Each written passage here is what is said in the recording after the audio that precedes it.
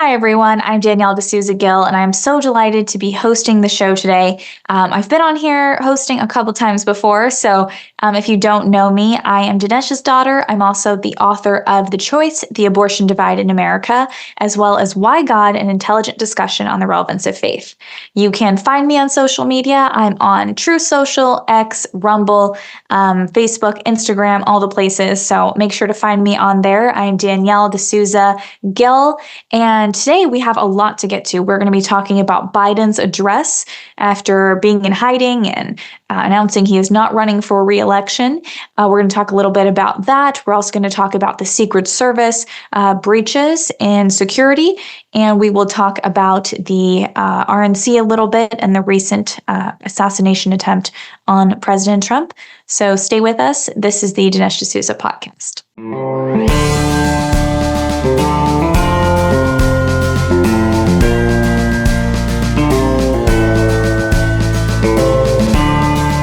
America needs this voice. The times are crazy. In a time of confusion, division, and lies, we need a brave voice of reason, understanding, and truth. This is the Dinesh D'Souza podcast. Now that it's over, few people can deny that the Republican National Convention was an overall joyous affair. It was a celebration honoring our chosen candidate, President Trump. Ironically, that joy stems from a tragedy that was nearly an earth-shaking disaster: the attempted assassination of Donald J. Trump. Weeks after the fact, there are still many questions that have disturbingly been left unanswered. The more we learn, the more we wonder. Just yesterday, Christopher Wray acknowledged that the shooter was able to fly a drone over the rally venue just hours before the event. So how did this happen? Politicians on both sides of the aisle are flabbergasted about the many security lapses that left the frontrunner for the nation's highest office so vulnerable for so long. What isn't in question is the political alignment of the assassin himself. No one believes the gunman was politically unaligned because, thanks to constant media, bias, all of America is either pro-Trump or passionately anti-Trump, and there's no focus here on the facts. In other words, to hate Trump is to belong to the American political left.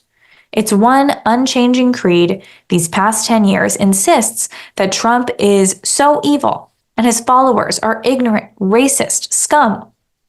American leftism of the 21st century is a political ideology that defines itself by an emotional response to one man. Never before in the history of American politics has an entire party been so myopically focused on hate that no other policy ideas can seem to come to view in their own party. At this point, hating Donald Trump is the Democrat Party platform. Because of unending attacks on Trump, there is no one who buys the explanation that the shooter wasn't a leftist. In fact, most political watchers had been anticipating the attempted assassination as if such a thing was inevitable because things have been going well for Trump.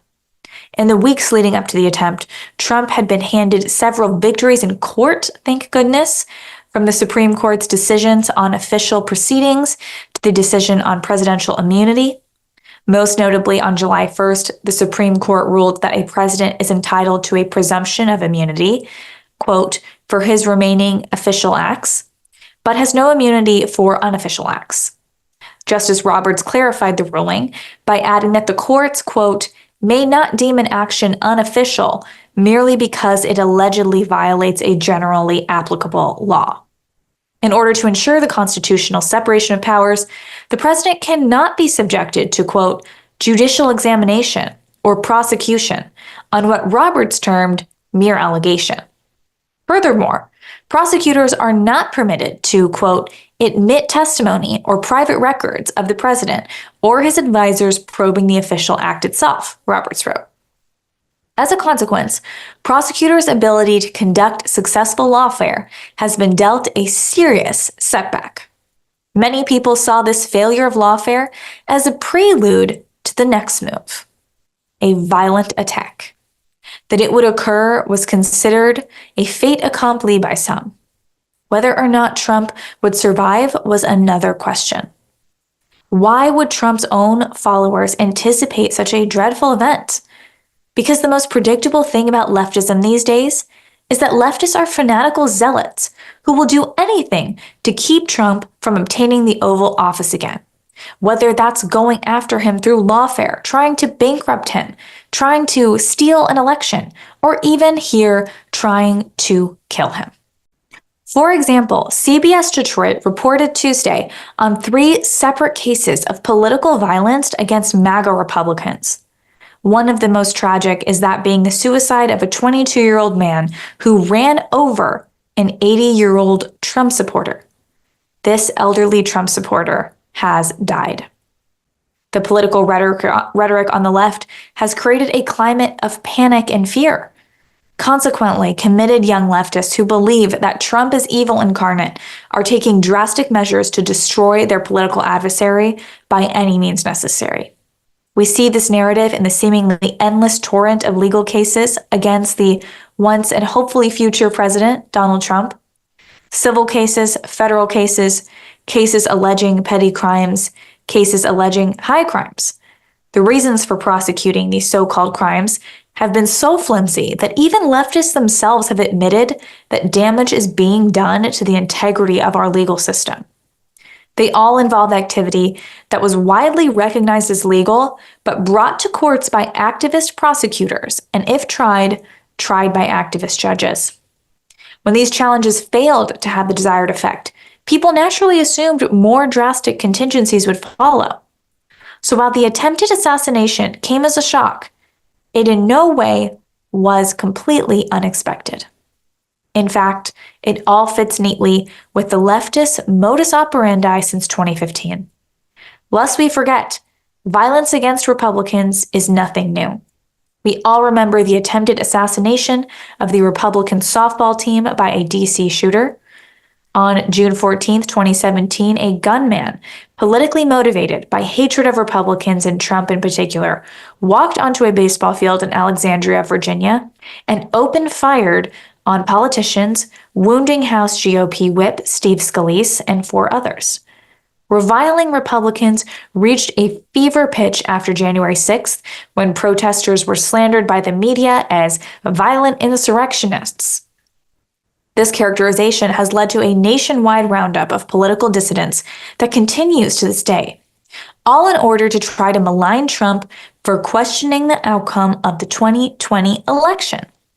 In the majority opinion on presidential immunity, Roberts noted that both during and after the Civil War, quote, President Lincoln offered a full pardon with restoration of property rights to anyone who had, quote, engaged in the rebellion, but agreed to take an oath of allegiance to the Union. As Susan Shelley notes in the Orange County Register, quote, it's true, people fighting the actual Civil War were forgiven a lot faster than the January 6th protesters, who are still being indicted almost 4 years later. Here's a pop quiz. How many police officers died on January 6th? Answer, 0. It was the protesters, 4 of them who died. Many more were injured, and for that crime of surviving the flash bombs, tear gas, baton beatings, and mace, the January 6thers are being rounded up, not by the hundreds, by the thousands. The narrative that protesters who brought no guns to the Capitol and left the grounds by curfew were in fact planning a nefarious coup attempt to topple the most powerful government on the face of the earth is ludicrous on the face of it. But no matter. The story must be propagated. Unfortunately for the left, for the vast majority of Americans, the January 6th narrative no longer holds any sway. And yet the Democrats are sticking with this lie. For questioning the election results, Donald Trump and his supporters tried to destroy democracy, the media tells us, day in and day out.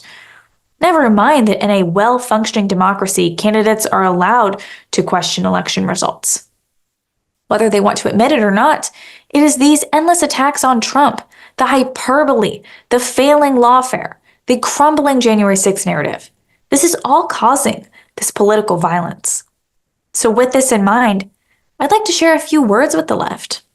Whether you're a committed activist trying to trans children without their parental consent, a member of the Circle on The View, or one of the political class in DC, wherever you are on the left-wing hierarchy, America has a message for you. You are not well. Your unflinching, delusional belief that Donald Trump is evil, that utopia can be achieved if you can just get rid of us, has made you hysterical and even violent. Your callous disregard for the widespread pain and suffering that you leave in your wake has made you very unpopular with a wide swath of American society, even those who are not hardcore Republican. I strongly advise you to abandon the hysterics as your sole response to anything remotely disagreeable. Speaking for conservatives, let me assure you, we aren't demanding that you leftists discard your beliefs. We are simply saying that violence is not the answer. We need to engage in civil debate. We don't require everyone to believe what we believe, but we want to be able to discuss issues openly, without censorship, without feeling like we will lose every friend we've ever had or even be physically attacked. This is where America needs to go. The Democrats are not doing anything to push us in this direction, as we saw with Joe Biden's address, but this is indeed what America needs. And that's why Trump is leaning to the middle and reaching out to the center, and yes, even to those on the left, some of whom are coming to the side of supporting Donald Trump. So while this is all extremely upsetting, the violence, we can see a light at the end of the tunnel.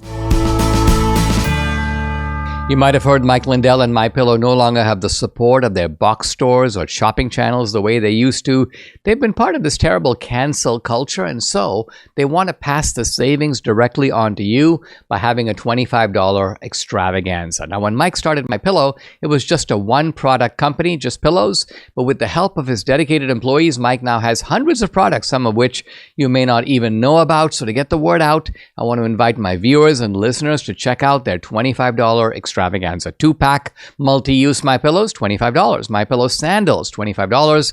6-pack towel sets, $25. Brand new 4-pack dish towels, you guessed it, $25. And for the first time ever, the premium MyPillows with the all-new Giza fabric, just $25. Orders over $75, by the way, get free shipping as well. The amazing offer won't last long, so take advantage of it. Call 800-876-0227. The number again, 800-876-0227, or go to mypillow.com to get the discounts, to get the free shipping. You got to use the promo code. It's DINESH, Dinesh. These are very turbulent times. I want you to start thinking about gold. Let me talk about oil. Sales of oil have historically been predominantly in US dollars. Recently, oil producers like Saudi Arabia have been exploring options for sales in other currencies. Oil sales in other currencies would lessen the demand for the US dollar. And so I ask you, if there's less demand for the US dollar, what happens to the US dollar? Not good. Look, it's reasons like this that I buy gold from Birch Gold, why I feel they are a valuable resource to you as well. For over 20 years, Birch Gold Group has helped tens of thousands of Americans protect their savings by converting an IRA or 401k into an IRA in physical gold. To learn more, text Dinesh to 989898. Claim your free information kit on gold. There's no obligation, only information. Birch Gold has earned my trust with their education-first approach, their thousands of happy customers, their countless 5-star reviews. So protect your savings with gold before the dollar plunges any further. Text Dinesh to 989898 today. I'm delighted to welcome to the podcast Matthew Peterson. He is the editor-in-chief of The Blaze. Matthew, thanks so much for joining us. Thanks for having me. Great to be here. Yeah, of course. Well, I was delighted to get to go on The Blaze last week or a couple days back. And it's funny because I feel like so much news has changed since then. So when we talked last, we talked about how Cheadle should resign from the Secret Service. And we talked to Marsha Blackburn a little bit about how she was calling for her resignation. So she resigns, but I'm wondering, why couldn't we fire this person? And now it seems like the Secret Service is almost blaming Trump, saying, hey, don't hold any rallies outdoors because we can't protect you outdoors anyways. So our hands are sort of washed clean of this if anything were to happen again. And that just seems so irresponsible. Yeah. So as we discussed then, it was great to have you on, by the way, Blaze News Tonight. You should come on again sometime, obviously. I think the first thing that people need to realize is the administrative state is going to administrate, right? So as I think everyone noted on the show, no, she's not fired, right? She's part of DHS, which George Bush started. And Mayorkas, of course, who's a complete failure, should be impeached on the border alone. These people are not going to fire her. She decides to resign under public pressure from both sides. So, I mean, of course, that's a good thing. But as you say, why not fired?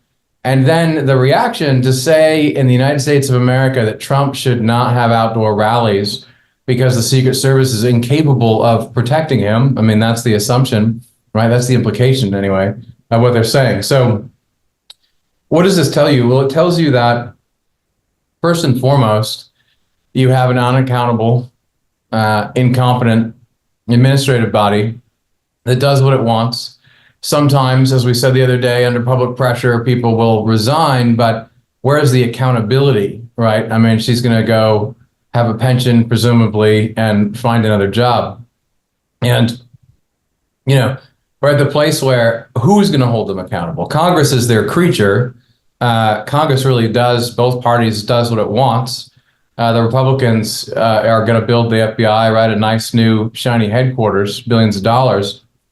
So you have to ask, who's going to hold them accountable? Now, the courts have made some great decisions recently, to open up the possibility that they be held accountable. But ultimately, through the three branches of government, this fourth branch that has the president on top of it. And so the question is it possible for a president, to be the boss of this thing? Yeah, I mean, I wonder, if President Trump does win, for example, could he say, hey, I don't feel safe. These people aren't really protecting me. I mean, there's so many issues of details with the shooter and all of the information that's come out. But also, it just seems like there are other things. I mean, the DEI hires. How are the people even being chosen to be the head of the Secret Service? What is these administrative bodies, these different entities? Secret Service is one of them, and unfortunately, it's not really about merit. It's not about protecting this president, this former president, and so on. And so, at a certain point, when there's an actual assassination attempt, you're left with what could have been a very fatal day that could have been much worse than it was, and of course, someone was killed. But it seems like they're trying to skirt this issue by having her resign, but that doesn't really solve the underlying problem here, which is this administrative state. And so how do we fix that moving forward? Does it only have to be through Congress, or can anything else be done? Well, I mean, first, just for Trump, practically, what do they do now? I just published an article yesterday by Michael Waller. I had him come out and say it because he sort of said it on the show. And he says the Trump family, the campaign, they should just hire private security. They should get some of the top private security in the world. And I think they should as well. I mean, they should at least take that under consideration and say, screw you guys. We're going to go have our rallies and whatever. We're going to hire the top private security in the world. We had Eric Prince on our show. I could be one of those people who's done this before with a great success rate in places like Iraq. So, the talent is out there, and I don't think that that's a crazy idea. I think it's probably the only thing that I would, if I were in the position of Donald Trump right now, I would do that tomorrow, right? I'd pick up the phone and say, I can't trust these people. So how do you work around, in other words, this dilapidated administrative state? And I think that's a model, for a lot of people. Take defense industries, right? There's a lot of young people in tech who are trying to get around the prime contractors doing some amazing work, and they have to act as sort of guerrilla warfare, right? To get around this private public colossus. And so when there is just in our own lives, like especially if you're younger looking at the world, if you do live in that kind of corrupt system, well, you can play with that. You can go around it. You can arbitrage. You can leverage this kind of thing. So that's one thing. In order to actually solve it, though, in order to really get down to it, I think you would need Congress to to take back its power to legislate laws, to take back regulatory power, which seems impossible right now. Like, it's not going to do it on its own because it is definitely beholden to the administrative state rather than the other way around. But there's things you could do to make that happen. So if you were president, one of the most radical things you could do is say, large swaths of this administrative state, I've had my lawyers look at and I deem to be unconstitutional delegation of powers to these agencies. Therefore, I don't think they really exist, and I'm going to do everything in my power to get rid of them. I don't think they're legal, constitutional. And then, Congress, those agencies, the courts will get involved, but you try to force Congress to act and say, if you want to make this, you got to pass a law. And then the most obvious thing is the president has to assert the power. The office of the presidency has to assert its power to remove people, and removal powers, goes back for a long time. Court cases, it's very messy. Right now, the president can't fire tens of thousands of people. So you have to attack that in every way you can and build up public support and say, this is ridiculous. We need to have civil service reform. I need to be able to fire these people, because I still don't think a lot of good people fully understand how bad it is. Like, you're Betsy DeVos coming into the education department for Trump, right? It's like you and 5 people in the captain's quarters of the ship, and the rest of it's a bunch of pirates who are waiting for you to leave.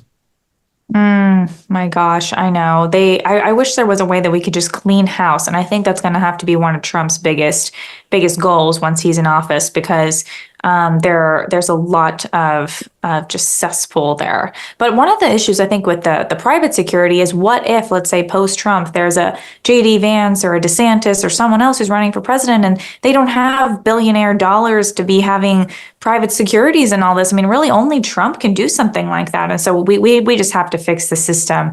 But Matthew, wanted to ask you about your reaction to Biden's address to the country. We didn't see him for many days. He posted on X, or at least we think he posted, maybe someone else posted for him on X, that he's not going to seek a re-election. He endorses Kamala. Then we don't see him for a long time. He has COVID. And then he makes this address. I felt like the address sounded very angry. It almost seemed like he wanted to assert himself, make it seem like he was an energetic person who has some fight in him, even though he kind of just admitted that he doesn't. And then he never really said why he's not running for re-election. He didn't say, hey, I've lost my marbles, but also didn't say, oh, the polling's so bad, I can't make it. He just kind of didn't run again, I guess. And so wanted to get your reaction to what you thought of the address and what you think about Biden posting that on X. Yeah, that's an interesting. I mean, I like that you're pointing out that it seemed angry. There was this pent up. There was this. It wasn't pent up, I guess. It was coming out, right? This emotion in him, which didn't. It doesn't straight present as anger, but now that you say that, the morning after, that seems very correct. Perceptive that he would definitely want to assert himself, and there is some anger there. Well, I think it was one of the most evasive and self-serving speeches that we've heard in a long time in an era of narcissistic, toxic leaders, because he never addressed really why, as you said, he's doing what he's doing. So there's no honesty about what was going on, why he was taking this step, other than make way for younger leaders. But of course, let's say you know nothing, you're an alien from outer space, and you're just watching the news for the last month, you'd say, well, this guy has been under pressure by everyone to resign, and told them all off and said, no, no, no. And then all of a sudden, he just decided to remain president and drop out of the race and not even talk about that, right? So that was number one, was really disappointing. You could have at least said something, and I think maintained more dignity and respect. More people would have been more sympathetic if he had said, I'm slowing down in some ways, but I'm not as bad as they say. I can maintain this, but another whole 4 years would be too much. And so therefore, at least make some kind of case, right? And number two, and maybe even more disturbing, is after, not long ago, Donald Trump almost his head almost exploding on stage in front of millions of people and being assassinated, murdered, killed. President Biden went on air last night and doubled down on the stakes in this election and said, quite literally, that if you don't vote for, Harris, this is the end of the republic. Wow. So much Yeah. for tamping the rhetoric down.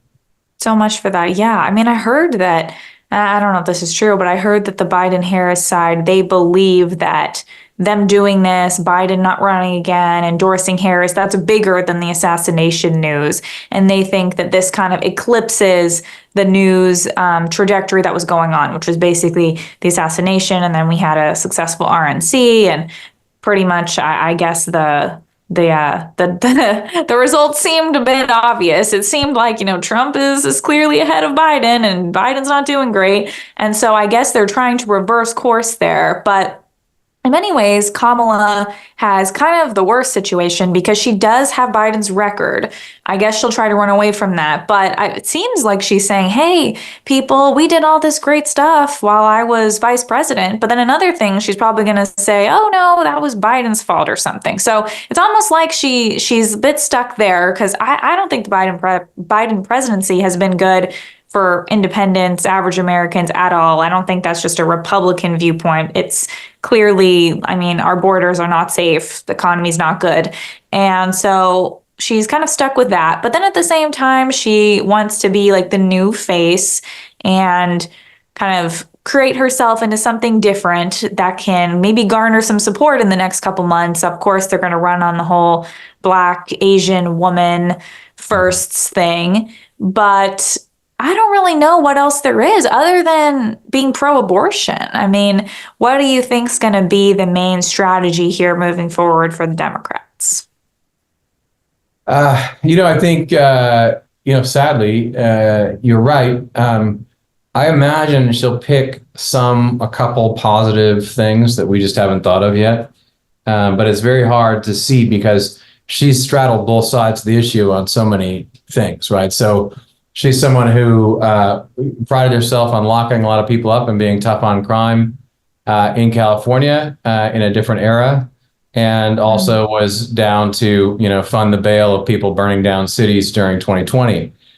So she has this way of kind of getting along with both sides. And early on, I was in California for the years that she was rising, and I thought she'd be very dangerous just because you didn't really know what her personality was like on air, but because she could split the difference, sort of like Gavin Newsom. They have a great West Coast way of being both radical leftists and also, big corporate tyrannical types who get along with the Democratic establishment. And they kind of do both, right? It's like Hollywood. I mean, they do both. So she can get along with both sides, but that also means her record is checkered because she's been on both sides of these things. They got to get through still, a convention and unity and whatever. But yes, it does seem to be coalescing. So what does she do? I think what we've seen from the Acela corridor, the Acela orgy that we've seen in the last, few, everyone's very full of fervor, but it's a certain subset of the population. I think they're going to double down on exactly what we've seen, which is identity politics and abortion, Handmaid's Tale sort of stuff, and they're gonna double down on division. So I think in a way that's played out. There's a growing number of people who are sick and tired of this, but they're going to double down on division. And you saw it with Biden setting the framework. You won't keep a republic if you go this way. And I would imagine she's going to go back into racial justice, Kamala, and talk about women, abortion over and over and over again. And, to me, it's like the whole thing is like, this is going to be the most cringe election of our lifetimes, right? It's going to be nails on a chalkboard. But it's also, again, it's dangerous because they're going to double down. They're going to make everyone decide you can get with this or you can get with that. And it's not going to be even about policies. It's about deeper things. Does that make sense? Yeah, I mean, certainly Trump and Kamala are total opposites. I mean, one is very much loves the country. I mean, I'm pretty sure the Democrats basically think America is evil. One side has one view on, abortion, we mentioned, one has the other view. Personality-wise, they're obviously totally different. I mean, Kamala, I almost feel like it is kind of a 2016 2.0, a little bit like Hillary Clinton again. I guess Biden was a little bit different, a little bit of a different strategy there. But Kamala, I mean, I think she's just going to try to, maybe ride the woman card or something. And I'm sure that, I'm not sure, but I think she's going to do worse than Hillary, to be honest, because I don't even think she's as smart as Hillary was. Not that Hillary's great in any way. She's crooked Hillary, but Kamala, she's gotten really everywhere that she's been because of, questionable acts, which I'm not going to go into, but also race and gender. So there's not really been a lot of hard work there. And I think Hillary did put in some work, even though she was corrupt. And so I feel like at this point, it's just going to have to be the Democrats peddling for her. They're going to just be changing the news cycle. I mean, we've seen the news cycle change so quickly. All of a sudden, before it was like, it was the first time we've seen left-wing media outlets questioning the Biden press secretary, the first time we saw them criticizing a Democrat like Biden. That was really unusual. Now they're just back to praising Kamala. So I guess we'll see how effective that is, although I'm not sure it's going to be super strong.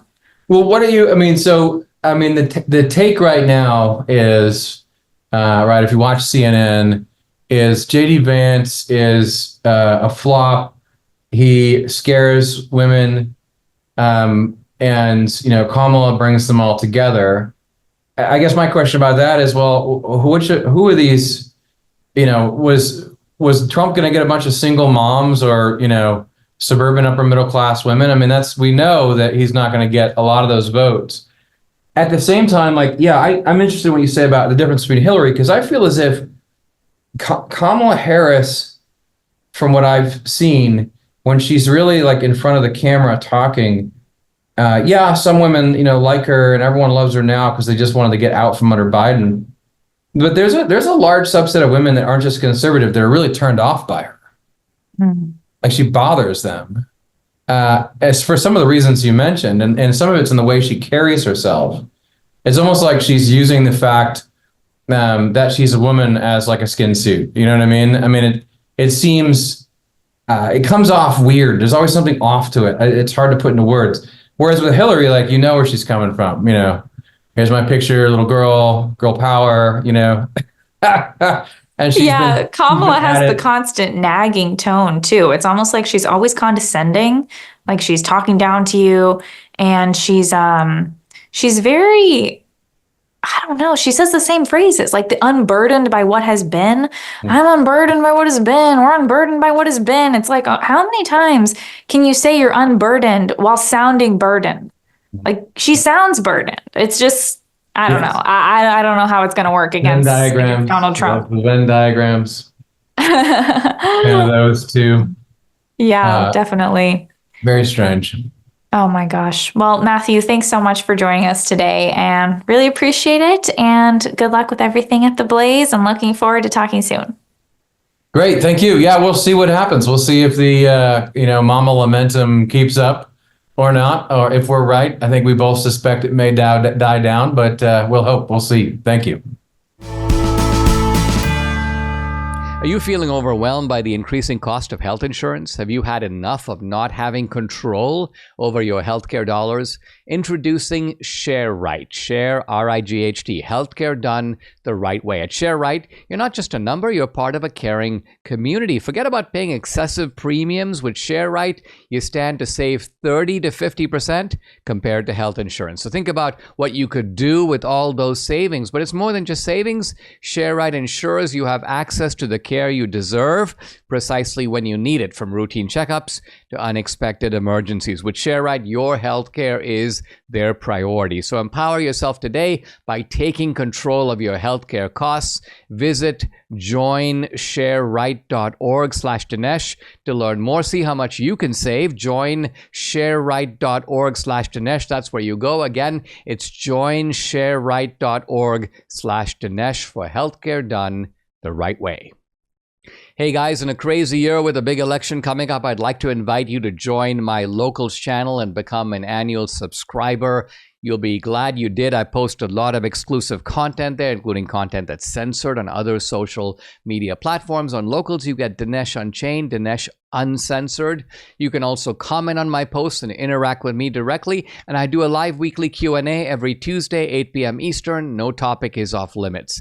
I've also uploaded some cool films to Locals, documentaries, feature films, my films, but also films by others. 2000 Mules is up there. And my latest film, Police State, with a new film coming out, a big one, this September, this fall. If you're an annual subscriber, you can stream and watch this movie content for free. It's included with your subscription. So check out the channel. It's dinesh.locals.com. I'd love to have you along for this great ride. Again, it's dinesh.locals.com. I'm delighted to welcome Danny Polischuk. He is the host of Boys Cast and Low Value Mail. Danny, thanks for joining us. Thanks for having me. How's it going?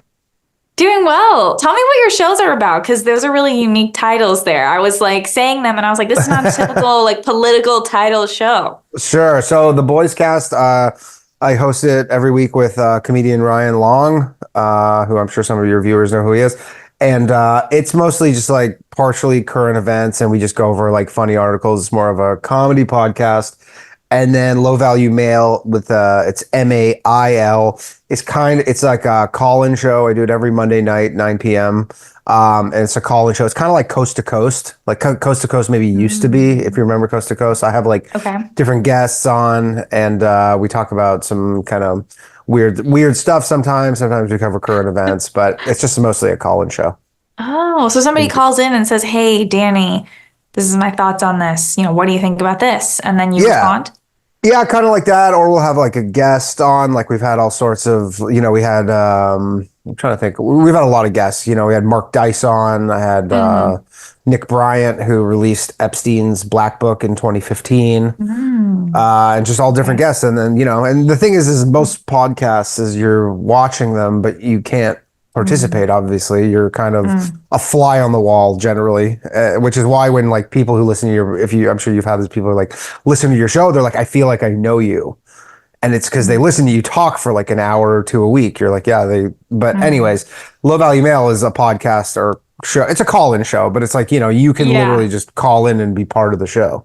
Whoa. Have you ever had someone call in and the call just kind of goes awry and it's like it just keeps going to a place you didn't want to go? Or in general, is it kind of like... Yeah, 5 times a week, probably. That's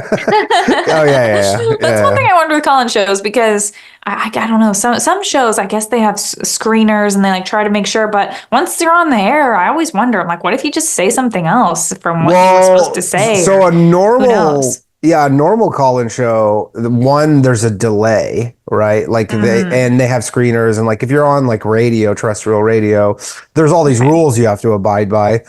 I'm on YouTube, so I don't like, call screening is, I have a call screener, but he's more of I don't want to say a receptionist, but he's like, he just like picks up the calls, puts them in order. If I don't think he's ever, maybe one time he's ever just like hung up on someone because he's like, this is for sure like a troll or whatever.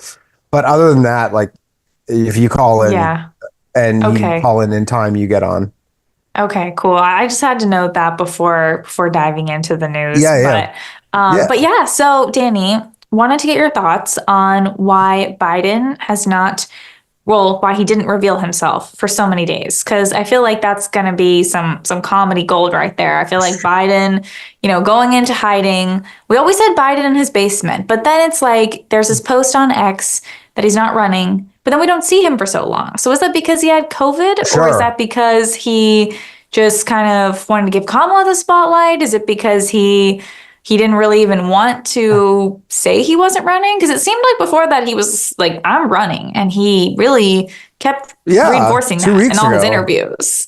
So July 12th, he's like literally yelling at some press conference saying he's running. And then, cut to 8 or 9 days later, and then you just get this tweet that's not even on official letterhead or anything like that. I don't know.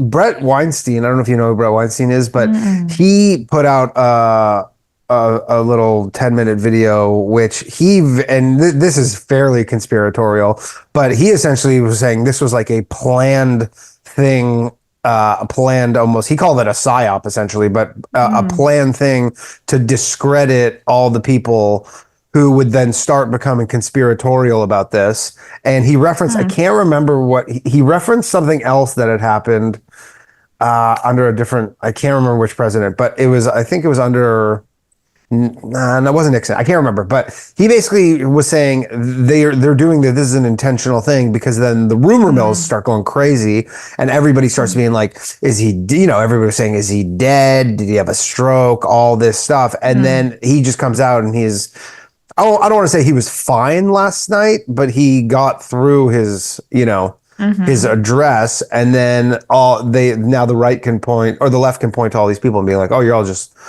crazy conspiracy theorists, and it also did conveniently take all the attention away from the assassination attempt. Like, essentially Biden puts out that tweet and we're like, all right, on to the next story. No more assassination attempt, which is crazy because that should be a huge story.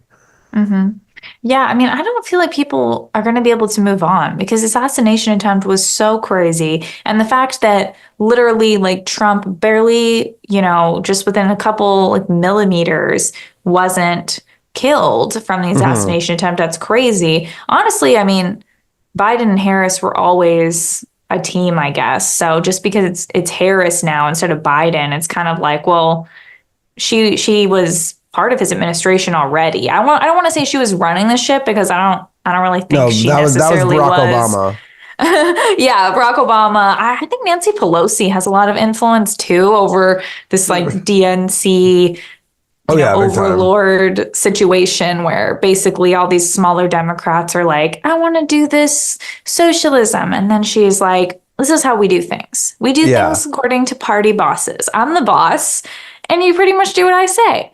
So, and she does what the donors say.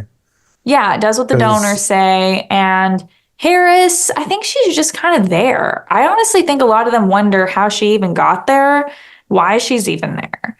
Sure. Well, I mean, she has low poll. I mean, her polling is, I mean, I don't trust any polling, so you take that with a grain of salt. But if you go watch any left-wing, like MSNBC, CNN, they instantly flipped and were turning this to be like, oh, the Republicans are in real trouble. This is big for us. Like, now we're in the driver's seat. Like, I mean, I don't think that's true, but that's the new kind of strategy they're going with, I guess, is they're like, oh, it's a new day. We're good to go now. And I mean, I guess we'll see. There's still a lot of time between now and then. I can't imagine she's able to debate Donald Trump very effectively for any long period of time. I mean, maybe she would be more liked amongst Democrats that are pretty left wing, because she's a woman of color and all this stuff.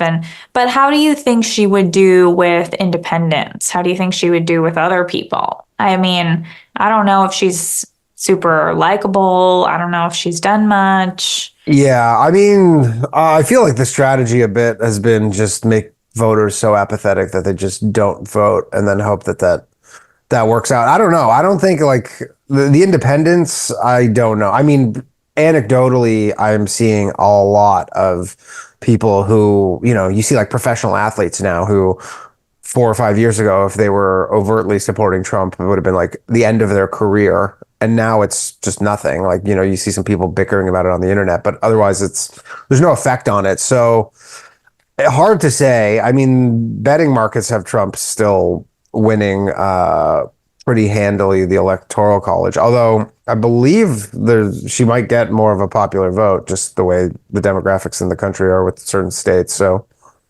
but I don't know about the independents, but I mean, she's definitely not the lock that MSNBC is making her out to be. Yeah. What about with the, you were kind of indicating that the athletes, maybe comedians, maybe other people are starting to come out in support of Trump. We saw that video of Mark Zuckerberg saying, Trump Trump was shot and all of this, and he was kind of praising Badass. Trump and saying he was Yeah. cool. Exactly. And so I think that more people are starting to be kind of taken in by Trump. Maybe they're just eventually, I don't know. It's almost like people told us that Trump was so known and people's views of him were so dug in they couldn't change. But now we're actually seeing people's views of him change.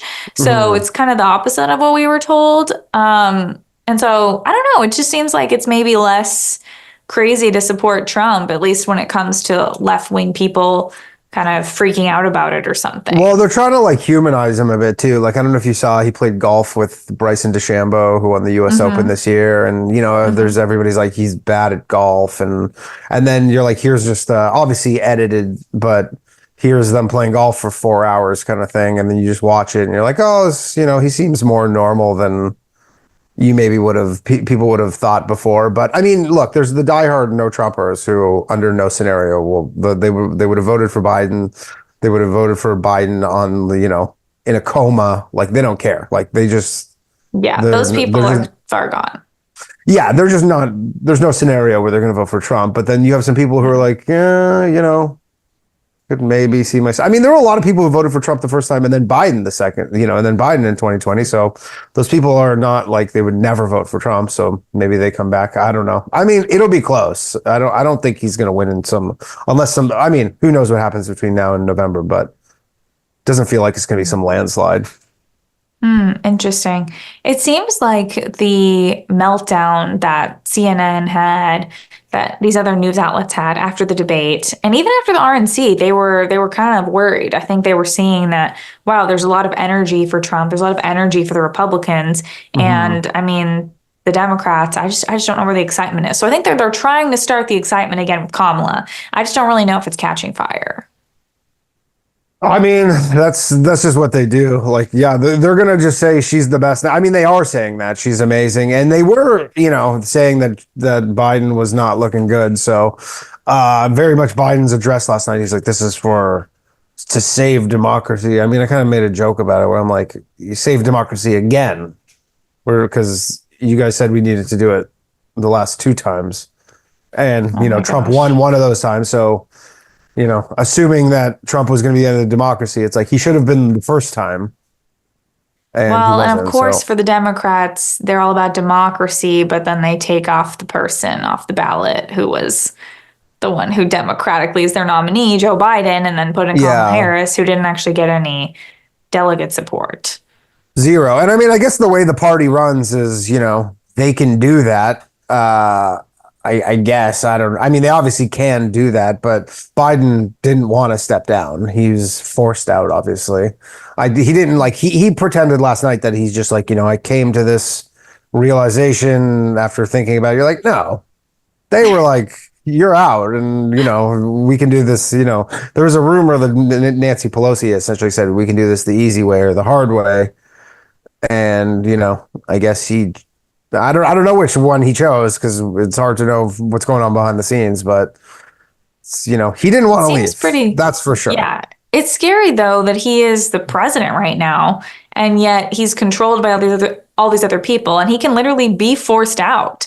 I mean, you would think if you're the president, you'd say, "Hey, people, look, you can't force me out." But I guess they clearly can't force him out of being the president for the next 5 months. No, he's sticking to that because he's not stepping down. Yeah, so he's not stepping down, even though, again, there's a fairly good argument to be made that you're like, if you're not okay to run, then maybe you should step down. I mean, I was thinking, because everybody wants the first female president, and I'm from Canada, and essentially in, I think, 93 or 95, somewhere around there, they had this woman named Kim Campbell, and they had a prime minister, basically, I think he stepped down, and she became the first female prime minister for 2 months. And then they had an election and she got smoked. But I was thinking maybe they would do that with Kamala, where maybe that'll happen to Kamala. Well, he just, so to give everybody the hey, here's your female president, first female president, he steps down, she gets 3 months at the helm kind of thing. And who knows, that might still happen. Yeah, maybe they'll try to garner up some last minute excitement and news over Kamala by him stepping down and making it Kamala. But Also, I'm pretty sure she's been tweeting like, I'm going to earn this or something, or they are claiming that she's going to earn it. I don't know. So, but I'm sure if they realize that Earn that's what? not that's not she's working, just next they'll in do the other. line. Yeah, I don't know. I mean, they're gonna go pretty hard at like the mudslinging stuff, I'm sure, as you do. But yeah, I don't know. I mean, I saw this James O'Keefe thing yesterday where they were, I don't know if you saw that, where they were all these like Act Blue donors, and then there's all these people like and they who didn't were, even like, know that they had donated. yeah, they're like I didn't donate 33,000 different times or whatever, and then so I don't think that'll be So they're a up big to all story. kinds of shenanigans. Yeah, but I'm sure they always are. I can't imagine that's particularly a new thing. Oh my gosh. Well, Danny, thanks so much for joining us today. Yeah, thank you for having me. Thanks for your thoughts. Yeah, cool. Thank you. Well, that wraps up today's show. Make sure to find me on social media. I'm at Danielle D'Souza Gill on all the platforms. Find me on True Social, best platform for sure. Find me on Rumble. Find me on X, Facebook, Instagram, wherever you go online. I'm Danielle D'Souza Gill, and I will see you all back tomorrow. So make sure to come back. I'll see you then. MAGA. Subscribe to the Dinesh D'Souza podcast on Apple, Google, and Spotify, or watch on Rumble, YouTube, and SalemNow.com.